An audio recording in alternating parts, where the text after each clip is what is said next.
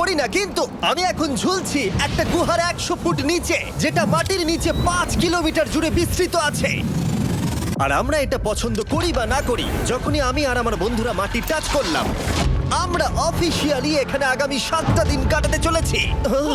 বাবারে, এটা আমার জীবনে করা সবথেকে ভয়ঙ্কর জিনিস। প্রথমত, আমাদের এখন এখান থেকে অনেকটা দূরে যেতে হবে। কেন? যদি ঝড় বৃষ্টি হয় তাহলে এই পুরো জায়গাটা জলে ভরে যেতে পারে, আর সমুদ্রের মতো ঢেউ এসে সবাইকে ভাসিয়ে নিয়ে যেতে পারে। সেই জন্য আমাদের আরো ভিতরে যেতে হবে একটা বেস ক্যাম্প বানানোর জন্য। ভাই এটা পুরো পাগলাম। এটা একটা অন্য জগৎ মনে হচ্ছে। এই কেভ এন্ট্রান্সটা হয়তো দেখতে সুন্দর, কিন্তু দেখে যা মনে হচ্ছে আসলে তা নয়। আর আমরা হয়তো জানি না যে আগামী 7টা দিন আমাদের জীবনের সব থেকে কঠিন সময় হতে চলেছে। সব থেকে বাজে ডিসিশন।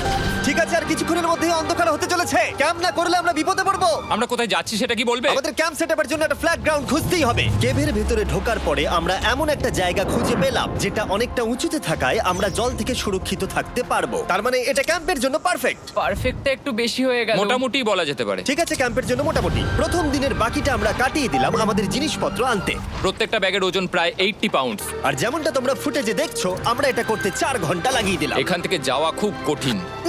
তারপরে আমরা সবাই বেস ক্যাম্পে ফিরে গেলাম। ঠিক আছে, আমরা এখানে লাইট লাগিয়ে দিলাম। আমাদের সব জিনিসপত্র হোম বেসে চলে এসেছে। একটু ক্যামেরাটা ওদিকে দেখাবে? ওদিকটা কিন্তু ভয়ানক অন্ধকার, আর সবসময় এরকমই থাকবে। তাই আমরা ক্যাম্পিং গ্রাউন্ডের জন্য খুব বেশি কিছু করতে পারলাম না। কটা ফুটো করে দড়ি টাঙিয়ে দিলাম। এটা ধরো আর ওঠো দেখি।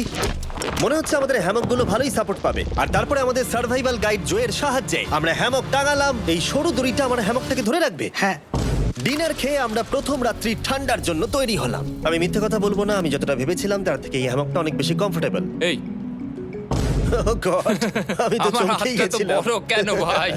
এই কেভটা 2.5 কিলোমিটার ডিপ, আর আমরা এখন এন্ট্রান্সের কাছেই ক্যাম্পিং করছি। কাল আমরা অনেক কিছু এক্সপ্লোর করব। তোমরা কেমন ঘুমালে? ভয়ঙ্কর। ঘুমই হয়নি। এটা সত্যি একটা অস্বস্তিকর পরিবেশ। কেবের ওপর থেকে অনবরত আমাদের উপরে জল পড়েই যাচ্ছিল, তাই উপরে একটা প্লাস্টিক চাপালাম, কিন্তু তাও আমাদের হ্যামকের উপরে জল পড়েই যাচ্ছিল। একটা আইডিয়া আছে, চলো শেল্টারগুলোকে ভালোভাবে তৈরি করি। আমার মনে হয় এই প্লাস্টিকগুলোকে জুড়ে দিলে আর জল পড়বে না। বাহ, তুমি তো জিনিয়াস। আমি শুধু একজন ইউটিউবারই নয়, ঠিক আছে? আমার হ্যামকটা এটার উপরে ঝুলছিল। মানে দেখো, আমি আরেকটু হলে হ্যামক থেকে নেমে পড়ে যেতাম। আর আমরা সেই সময় এটা বুঝতেই পারিনি যে এই গর্তটা প্রায় 40 ফুট গভীর। তাই যখন আমি আর শন প্লাস্টিকগুলোকে জুড়ছিলাম, তখন ম্যাক আর কার্ল এই গর্তটা কতটা ভয়ঙ্কর সেটা দেখতে গেল। আমার হ্যামকটা দেখতে পাচ্ছো? ওখানে আমি ঘুমোচ্ছিলাম। এদিকটা দেখো। আর যেহেতু এই কেভে সব একই রকম দেখতে, তাই আমাদেরকে ফলো করা অনেকটাই কঠিন ছিল। এই ম্যাপে তোমরা আমাদের হোম বেস দেখতে পারবে, আর দেখতে পারবে ওরা ওখান থেকে কত দূর হ্যাঁ, যাচ্ছে। এটা তো খুবই ভয়ঙ্কর। ভাই এটা পাগলামো। আর যখন ছেলেরা র্যান্ডমলি এক্সপ্লোর করছিল, তখন আমি আর শন ক্যাম্পে কাজ করছিলাম। এই স্লিপিং ব্যাগটা এখানে কেন পড়ে? কারণ এটার থেকে পিয়ের গন্ধ বেরোচ্ছে। ইয়া, এটার থেকে শেখা উচিত স্লিপিং ব্যাগ ভাড়া নিতে নেই। আমরা স্লিপিং ব্যাগ কেন ভাড়া আমি- নিয়েছি? কেন আমি আমরা জানি না। স্লিপিং ব্যাগগুলো কিনে আনতে পারলাম না? আর তারপরে আমরা এই দুটো প্লাস্টিককে জিপ টাই দিয়ে জুড়ে দিলাম। কিছু মনে করো না, এই দড়িটার উপরে আমার জীবন বাজি আছে। আর তখন ওইদিকে ম্যাক আর কার্ল তখন ওই গর্তের মধ্যে। ও মাই গড, ম্যাক! আর শেষ পর্যন্ত ওরা একদম নিচে পৌঁছে গেল। এই! আমি তো ভাবলাম সবাই ক্যাম্প নিয়ে কাজ করবে। আমরা শুধু দেখাচ্ছিলাম জায়গাটা কতটা ভয়ঙ্কর। না পড়লেই হবে, তোমাদের স্কিল নেই।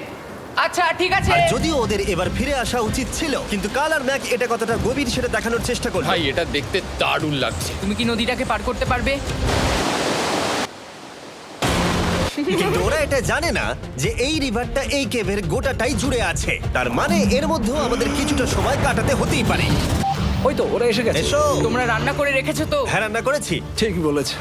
একটা নতুন বাড়ি, ঠিক বলেছি তো? একদম। এখন আমাদের একটা ছাদ আছে। আর এটা তো দারুণ। জিমি রান্না বেশ ভালোই আর করেছে। আমরা আমাদের ফায়ার পিটটাকে এই সুন্দর জায়গাটাতে নিয়ে এসেছি। জায়গাটা কেমন? বেশ গরম। আরামদায়ক। এই পাথরগুলো গরমটাকে ধরে রাখবে এবং ওপর থেকে যে পি পড়ছে সেগুলোকে আটকে দেবে। ওটা পি নয়। তাহলে ওটাকে কি বলবো? যদি জানি না, হয়তো বৃষ্টির জল হবে বা না, এটা বৃষ্টি নয়, না, পাথর মানে ইয়ে তুমি- করছে। এই একটু উপরে দেখাও। তুমি মেঘ দেখতে পাচ্ছো? পাথর দেখা যাচ্ছে। এটা বৃষ্টি নয়, রক পি। Rock P. ঠিক আছে, রক পি। ঠিক আছে, এটা রক পি। আর একটা শুকনো রাত ঘুমিয়ে কাটাবার পরে আমরা ঠিক করলাম জো আমাদের সার্ভাইভাল এক্সপার্ট, তাকে নিয়ে আমরা কেভের শেষ প্রান্ত অব্দি যাব। Cave, cave! Cave, cave, cave! Cave. দেখা যাক আমরা কেভের কতটা গভীরে যেতে পারি। তোমরা কিন্তু মনে রাখবে আমরা সবেমাত্র কেভের এন্ট্রান্সের দিকেই আছি, আর আমাদের ইচ্ছা এই কেভের শেষ প্রান্ত অব্দি যাওয়া, অবশ্যই না মরে গিয়ে। ও মাই গড, এটা তো খুবই স্টিফ। আরে এটা তো সবে শুরু। আমরা কেভের আরো গভীরে এসেছি। তোমরা সবাই সাবধানে আসবে। এটা খুবই ছোট জায়গা, আমার মনে হয় না এখান থেকে আমি যেতে পারবো। এক্সপ্লোরের ইন্টারেস্টিং জিনিসটা হলো যা হোক করে আমাদের এই ছোট্ট ফাঁকগুলোর মধ্য দিয়ে এগিয়ে যেতে হবে ও মাই গড, খুব ছোট জায়গা। আর তারপরেই খুব বড় একটা জায়গা আসবে, সেটা এতটাই বড় যে কিছু না দেখতে পাওয়ার জন্য এটা করতে হলো। ও মাই গড! এবার আমি সব দেখতে পাচ্ছি, এটা দুর্দান্ত। এটার তো অনেক আলো। ভাই জায়গাটা কতটা সুন্দর দেখো। বাপরে কি আলো, আমি তো তাকাতেই পারছি না। আমি তো অন্ধ হয়ে যাব মনে হচ্ছে। এ বাবা, এটা কি হলো? আমরা বোধহয় ঠিক মতো এটাকে ব্যবহার করতে জানতামই না। চলো এগিয়ে যাই। আর তাই আমরা এগোতে থাকলাম। এই যে এই জায়গাগুলো এগুলো খুব ভালো ধরার এখানে? জায়গা। এগুলো ধরে এখান থেকে পা ঘুরিয়ে চলে আসতে পারবে। এইভাবে কি? হ্যাঁ, একদম পারফেক্ট। জো সব থেকে ভালো কেভ গাইড। এভাবে কেউ গাইড করতে পারবে না। ঠিক আছে, এইবার ব্যাপারটা ইন্টারেস্টিং হবে। কি? এটা কি? এখান থেকে আমাদের ওয়েট শুট পরে সাঁতার কেটে যেতে হবে। গতকাল ম্যাক আর কার্ল এটা নিয়ে মজা করছিল, কিন্তু এই কেভে আমাদের পরের অ্যাডভেঞ্চারটা ছিল একটা প্রায় জমে যাওয়া নদীর মধ্যে। ও মাই গড, এটা তো পাগলামি! তার মানে আমাদের ওয়েট শুট পড়তেই হবে যাতে আমাদের হাইপোথার্মিয়া না হয়। আমরা এটা কেন করছি? এই এক্সপেরিয়েন্সটা তো জীবনে একবারই হবে। কি? এটা করলে হয়তো আর নাও বেঁচে থাকতে পারি। আমাদের এই কেভের শেষে পৌঁছতে হলে আমাদের এই নদীর মধ্য দিয়ে, এই ছোট্ট ফাঁকগুলোর মধ্য দিয়ে সাবধানে ধীরে ধীরে এগিয়ে যেতে হবে। আস্তে আস্তে নামো, স্রোতের কারণে পা পেছনে টানতে পারে। ঠিক আছে, আমি তাহলে নামছি। তুমি ওই দেয়ালগুলো ধরে ধরে এগোতে থাকো আস্তে এটা তো আস্তে। খুব ঠান্ডা। তুমি পারবে জিমি। জানি না এখানে ঢুকতে পারবো কি না। জিমি, এবার তুমি জল থেকে উঠে দাঁড়িয়ে পড়ো। এটা সত্যি একটা পাগলামি। এখানে কি ঠান্ডা! যখন তোমরা খুব ঠান্ডা জলের মধ্যে থাকবে তখন একটা পাথরকে ধরে এগিয়ে চলা খুব কঠিন হবে। ও মাই গড, এটা সত্যি পাগলামি। ম্যাক, গড, চলে আসো। আমার ভয় লাগছে। চলো চলো, পারবে। ভাই। এগোতে থাকো, পেছন দিকে তাকিও না। একবার দেখো আমরা কি করছি। কিন্তু এই বাধাগুলো এতটা কঠিন ছিল না সামনে যা আসতে চলেছিল তার তুলনায়। আমরা পেরেছি। কেভ কেভ কেভ এই, কেভ। একটা কথা শোনো, আমরা 10% আসিনি। তার মানে এখনো আমরা শুধুমাত্র সার্ফেসেই রয়েছি, আর শেষ প্রান্তে পৌঁছতে হলে আমাদেরকে আরো 2 কিলোমিটার যেতে হবে। যেরকম তোমরা দেখতে পাচ্ছ এখানে 24/7 বৃষ্টি হয়, তাই আমি একটা আড্ডা মারার জায়গা তৈরি করেছি যেখানে আমরা কেউ ভিজবো না। আমি ভাবছি আমি যদি এটা না বানাতাম তাহলে কি হতো। আমি নিশ্চিত যে ওদের একটা ভেজা পাথরের উপর শুতে হতো। আমাদের ক্রমাগত এগিয়ে যেতে হবে এবং শরীরটাকে ভিজে রাখতে হবে। ঠিক আছে। নইলে আমাদের শরীরের তাপমাত্রা কমে এটা যাবে। এতটা কঠিন কেন? সব থেকে বাজে ব্যাপার হলো আমরা যতটাই দিকে এগোবো ততটাই আমাদের পিছন দিকে ক্যাম্পে ফিরতে হবে। আমাদের পরের বাধাটা হয়তো জলের মধ্যে নয়, কিন্তু তার মানে এটা নয় যে সেটা সহজ হবে। আরে এটা কি মাকড়সার জাল? কিন্তু আমি মাকড়সা দেখতে পাচ্ছি না। তার কেন? মানে ওটা আমাদের উপরে আছে। আরে তোমার গায়ে, তোমার গায়ে। আমার বন্ধুরা কত বাজে। এই গেমটা মিস্টার বিস ভিডিওর মতো, যত এগোবে ততই কঠিন হবে। সত্যি কথা বলতে যদি আমাদের সাথে জো না থাকতো আমরা মরেই যেতাম। আর 3 ঘন্টা পরে জো আমাদের জন্য একটা বাজে খবর নিয়ে এলো। জল অনেকটা বেড়ে গেছে আর আমরা অনেকটা সময় লাগিয়ে ফেলেছি, তাই আজকে আমাদের আবার ক্যাম্পে ফিরে যেতে হবে। আমি মানবো না। তুমি সেফটি এক্সপার্টের কথা অমান্য করতে পারো না। আমি এটা মানবো না। সত্যি কথা বলতে আমাদেরকে ফিরতেই হতো, কারণ এর আগে আমরা শুট করতে অনেকটাই সময় নষ্ট করে দিয়েছি। তারপর ফ্লেয়ার নিয়ে খেলেছি, তাই আমরা ফিরে যাচ্ছি আর এই মিশনটা আমরা পরের দিন আবার শুরু করব। শন, আমরা এসে গেছি। আরে তুমি এখানে কি করছিলে? এখন তোমরা কেউ ভিজবে না। আমি তো জানতামই না এই লাইটগুলো আমরা এনেছি। এগুলো দারুণ লাগছে তাই না? দুঃখের বিষয় আজকে আমরা মাত্র 20% এগোতে পেরেছি, কিন্তু বিশ্বাস করো আমরা শেষ পর্যন্ত অবশ্যই যাব আগামী কয়েকদিনের মধ্যেই। আমার মনে হয় কোনোদিনই হবে না। আমি তো বললাম। আমরা ডে 4টা রেস্ট নেব আর ডে 5-এ চেষ্টা করব এই কেভের শেষ অবধি যাবার। দেখা যাক কি হয়। ডে 3-তে মজা হলো, কালকে আবার দেখা হচ্ছে। আর কেভের ভিতরে 3টে খুব বাজে রাত কাটাবার পরে পরের দিন সকালে আমাদের মাথায় শুধু একটাই কথা আসছিল।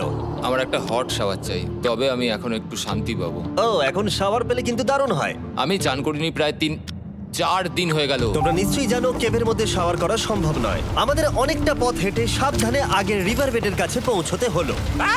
ও মাই গড!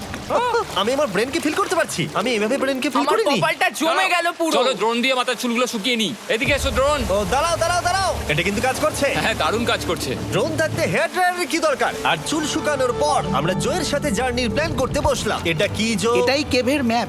আগেরবার আমাদের থামতে হয়েছিল কারণ জল খুব জোরে বইছিল। এখন বৃষ্টি কম হচ্ছে, তাই কালকে আমরা নিশ্চয়ই এই কেভের শেষে পৌঁছে যাব। এটা ভয়ঙ্কর হতে চলেছে। প্রথমে আমাদের কালকে যেখান দিয়ে গেলাম সেখান দিয়ে আগে যেতে হবে। জলের মধ্যে ঝাঁপ দিতে হবে এবং পাথর দেখে হাঁটতে হবে। এগুলো সবকটা আমরা যদি পার করতে পারি তাহলে আমরা গ্লো ওয়ার্ম চেম্বারে পৌঁছে যাব। কেমন দেখতে তুমি সেটা বলো না, আমি তোমাদেরকে সারপ্রাইজ দিতে চাই। তোমার মনে হয় আমরা পারবো? ওইসব বাদ দাও, আমরা ঠিক কালকে পৌঁছে যাব। কালকের প্ল্যান আমরা চক আউট করে নিয়েছি। আমরা রেস্ট করছি আর ফেস্টিভ্যাল স্মোর্টস খাচ্ছি আমাদের এনার্জি রিগেন করতে। সবাইকে চিয়ার্স। Yippee!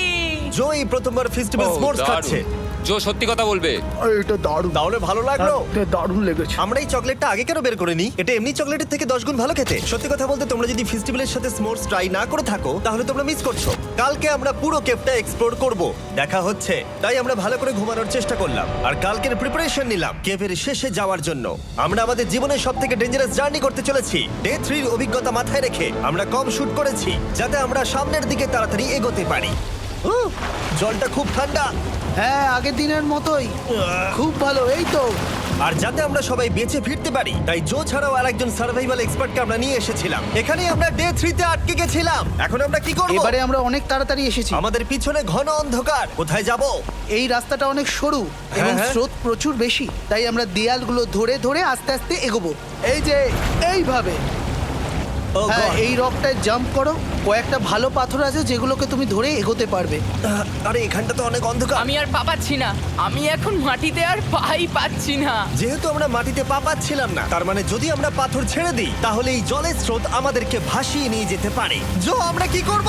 আমি এটা ধরে এসেছি, তুমি এটা ঠিক ধরো। আছে, আমি তো দেখতেও পাচ্ছি না কোথায় যাচ্ছি। জো, স্রোত আমাকে ভাসিয়ে নিয়ে চলে যাচ্ছে। আমি তুমি করবো কি করে? পারবে, পারবে। শুধু মুখটা এখান থেকে ঢুকিয়ে দাও, আমি হেল্প করছি। এখানে আমি ঢুকবো? হ্যাঁ, এই গর্তের মধ্যে। এই তো, খুব ভালো। এটা আমার জীবনের সবথেকে বিপজ্জনক অ্যাডভেঞ্চার। আমরা এখন কেভের অনেক গভীরে চলে এসেছি আর এবার আমাদের সামনে প্রথম বড় বাধা।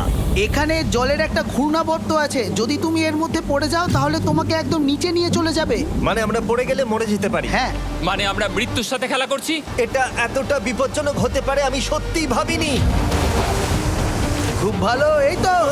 তাহলে কি আমার পা এখানে হ্যাঁ, রাখবো? রাখো রাখো। ঠিক আছে, এই তো আমি পেরেছি। এটা আমার ভাবনার থেকেও বেশি কঠিন ছিল। এই নদীটা কতটা শক্তিশালী এই গোটা কেভটাকে তৈরি করেছে। কিন্তু মজার ব্যাপার হলো আমরা পাথরের মতো শক্তিশালী নই। আমি শুধুমাত্র মানুষের মতোই শক্তিশালী। সৌভাগ্যবশত কাল এই অ্যাডভেঞ্চারে লিড করেনি, তার বদলে আমরা একজন অ্যাভেঞ্জার জোকে পেয়েছি। ও কতটা এক্সপার্ট তার প্রমাণ হিসেবে বলতে পারি। সে লিটারালি কতটা ওপর থেকে আমাদেরকে নদীতে ঝাঁপ দিয়ে দেখালো। ও মাই গড, এটা পাগলামি। কে বললো এটা পাগলামি? এটা তো আমার কাছে খুবই সহজ। আমি এটা করব। তুমি কোনোভাবেই এটা করতে পারবে না। আরে কি বলছোটা কি তুমি? আমি এক্ষুনি করতে চাই। চলো যাচ্ছি জো। God speed back.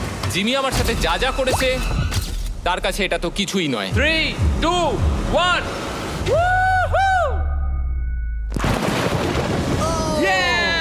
তুমি করবে? না, আমরা না এগুলো শেষ পর্যন্ত যেতে পারবো না। ও মাই গড, আমাদের নিচের দিকে যেতে হবে। আমরা সবসময় স্রোতের উল্টো দিকে কেন যাই? এখন শুধু আমি ভেসে ভেসেই যেতে পারবো, আর কিছু না। এই জলের তলায় অনেক ধারালো পাথর আছে, তোমরা সেগুলোকে দেখতে পাবে না, তাই সাবধানে পা ফেলবে। ও মাই গড, আবার এটা গভীর আরে হচ্ছে। আমার পা তো কিছুর উপরে রাখতে হবে। ছোট পাথরগুলোই একমাত্র বাধা ছিল না, মনে হচ্ছে আমাদের প্রতিটা পদক্ষেপে। ও ভাই, আমি কিচ্ছু দেখতে পাচ্ছি না। এটা খুব ভয়ঙ্কর। কেভটা আরো অন্ধকার হয়ে আসছিল এবং আরো সরু। আর তখন আমরা জানতাম না যে আমরা ফিনিশ লাইন অবধি পৌঁছতে পারবো কিনা। আমি ক্লান্ত হয়ে পড়েছি। এই কেভে আরো কঠিন বাধা আসার আগে তোমাদেরকে আমি কিছু দেখাতে চাইবো। জো, তোমার ব্যাগটা দাও। Thank you. তুমি জানো এর মধ্যে কি আছে? না, জানি না কি আছে। Brand new mister beast lab swamp. সত্যি কথা বলছি, গত 5 ঘন্টা ধরে যেহেতু আমি অনেক পরিশ্রম করেছি, তাই কোনো মতেই এখন এটা আমি বলার মতো অবস্থায় নেই। তাই এটা শুট করার 1 মাস পরে আমি পুরো কেপ সেটটা তৈরি করলাম ফিউচার জিমি নেম ট্যাগ দিয়ে। তারপরে বললাম, হে, আমি ফিউচার জিমি, আর আমি এখন তোমাদেরকে বলবো brand new toy line of mister beast lab swamp সম্পর্কে। এটা একটা কালেক্টিবল টয় লাইন, আর এখানে 119টা ইউনিক ডিজাইন ক্যারেক্টারও আছে যা তোমরা কালেক্ট করতে পারো। আর সবথেকে দারুণ ব্যাপারটা হলো, কোন ক্যারেক্টারটা তুমি পেয়েছো সেটা জানতে হলে এই টিউবে ওয়াটার দিয়ে নাড়াতে হবে আর তোমার সোয়ামস তোমার সামনে চলে আসবে। আর আমি এটা ডেমনস্ট্রেট করতে এই বিশাল বড় টিউবটাকে বানিয়েছি। এই টিউবটাকে জল দিয়ে ভরে দাও। তোমাদের এত জলের দরকার নেই, এটা অনেক বড় বলে এত লাগছে। ঠিক আছে, এটা এখন জলে ভর্তি হয়ে গেছে। এবার এটাকে একটু নাড়াতে হবে। এটা কি আর নাড়াতে হ্যাঁ হবে? হ্যাঁ, অনেক নাড়ানো হয়ে গেছে। এবার জল ঢালো এখানে। জো ঢালছে। আর জল ঢালার পরে তোমরা দেখতে পাবে তোমরা কোন সোয়ামটা পেয়েছো। এটা সব থেকে রেয়ার হাইপোক্রোম, যেটা মাত্র 1000টা বানানো হয়েছে। জো, এটা তোমার। থ্যাংক ইউ সো এটা মাচ। চাই। আর এটা তোমার। কাল কি নেবে? আমার কাছে দুটোই ছিল। আর আমরা শুধু সোয়ামেই থেমে নেই, আমরা এই অ্যাকশন ফিগার প্যান্থারগুলো বানিয়েছি যেগুলো এই ব্রিফকেসে আছে। আর এই সোয়ার্মের মতো এই মিউটেটর যখন তোমরা কিনবে দেখতে পাবে এর ভেতরে কি আছে। কোথায় কিনবো? ভালো হয়েছে জিজ্ঞাসা করলে। মিস্টার বিস্ট ল্যাব টয়েস এখন তোমরা পৃথিবীর সব জায়গায় পেয়ে যাবে। এগুলো সব বেরিয়ে গেছে, তোমরা গিয়ে কিনে নাও। আর কেবের মধ্যে অনেক সমস্যা পেরোনোর পরে আমরা ফাইনালি পৌঁছে গেলাম গ্লো ওয়ার্ম চেম্বারে। ভাই এবার খুব ভালো লাগছে। ঠিক আছে টিম, তোমাদের গ্লো ওয়ার্ম চেম্বারে স্বাগত। এ তো দারুণ। এটা দারুণ লাগছে। ভাই এটা পৃথিবী মনে হচ্ছে না এখানে একদমই। যে আলো তোমরা দেখতে পাচ্ছ সেগুলো আসলে ছোট্ট ছোট্ট বায়োলুমিনেসেন্ট গ্লো ওয়ার্ম তৈরি করেছে। এটা দেখতে অনেকটা মিল্কি ওয়ে গ্যালাক্সির মতো লাগছে।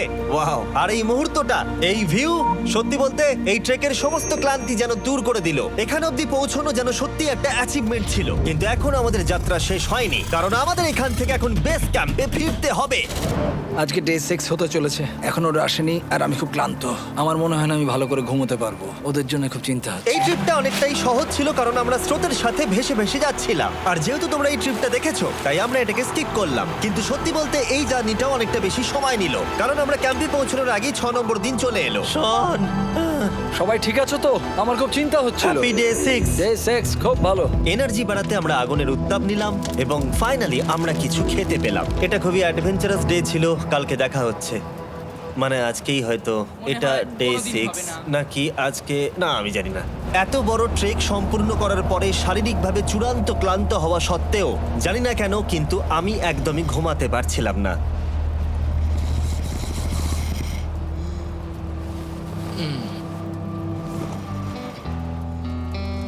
আমি 7 দিন সলিটারি কনফাইনমেন্টে কাটিয়েছি, কবরে কাটিয়েছি, 7 দিন রাফটে থেকেছি। কিন্তু সত্যি কথা বলতে এটা সবার থেকে বেশি কঠিন ছিল, কারণ সব সময় ভিজে, ঠান্ডা, প্রত্যেক মুহূর্তে এই পাথরগুলো শরীরে ব্যথা দিচ্ছে। বেশিরভাগ সময়টাই এই কেভটা দুঃস্বপ্নের মতো ছিল। কিন্তু তোমার আর আমার মধ্যে জিমি! ইয়ো! গার্ড, আমাকে দেখতে পাচ্ছো? এটা পৃথিবীর সবথেকে উজ্জ্বল টর্চ। মজার মুহূর্ত অনেক ছিল। মাটির নিচে 300 ফুট গভীরে অভিযান চালানো থেকে আমাদের সবাই মিলে হ্যামক নিয়ে হাসাহাসি করা সবকিছুই এই অভিযানের অংশ ছিল। যেহেতু আমাদের সঙ্গ দারুণ, চলো তিমির মতো আওয়াজ করো। তাই এই ভিজে, ঠান্ডা, পাথুরে অদ্ভুত কেভের ট্রিপটা বদলে গেল আমাদের জীবনের সব থেকে সুন্দর মুহূর্তে।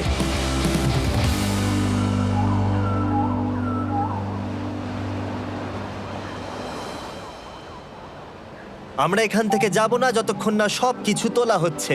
আর আমি সবকিছু বলেছি মানে সবকিছুই। চলো এবার বেরোনো যাক। আর যখন আমরা মাউথ কেভে আবার ফিরে এলাম, ভাই ওপরটা দেখতে দারুণ লাগছে। তখন জয়ের জন্য একটা সারপ্রাইজ ছিল। বেরোনোর আগে জো, আমরা তোমার কাছে কৃতজ্ঞ। তাই এই নাও 50,000 নিউজিল্যান্ড ডলার্স, 10,000 করে প্রত্যেক জনের প্রাণ বাঁচানোর জন্য। Oh my God, thank you so much Jimmy. Thank you Joe. Love you, Joel! এবার আমাদের সব কাজ হয়ে গেছে, চলো বেরোনো যাক। 7টা দিন পরে আমরা ফাইনালি এখান থেকে বেরোচ্ছি।